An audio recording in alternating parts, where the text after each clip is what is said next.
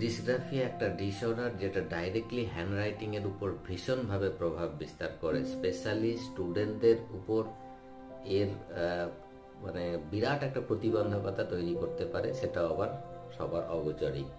এই ডিসগ্রাফিয়ার অনেক কারণ হতে পারে বংশগত কারণ, হতে পারে পরিবেশগত কারণ, হতে পারে সঠিক গাইডেন্স হয়তো পায়নি একটা বাচ্চা যখন বড় হচ্ছে, বা সেরকম এনভায়রনমেন্ট খুব কম বাচ্চা পেয়েছে যেখানে সে দেখছে ছোট থেকেই যে কাউকে লিখছে, তো সেটাও হতে পারে।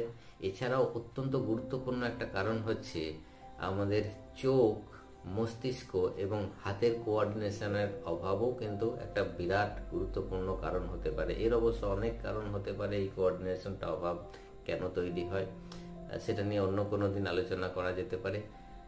আর একটা কারণ হচ্ছে যে ইমোশনাল কারণ, স্ট্রেস, অ্যাংজাইটি ভীষণভাবে আজকে বেড়ে গেছে বাচ্চাদের উপর, মানে বাচ্চাদের স্টুডেন্টদের উপরে আমরা কাজ করতে গিয়ে সেটা দেখতে পাচ্ছি। এছাড়াও কারো যদি ব্রেন ইনজুরি থাকে বা নিউরোলজিক্যাল ডিসঅর্ডার থাকে, তার কারণেও কিন্তু ডিসগ্রাফিয়া হতে পারে।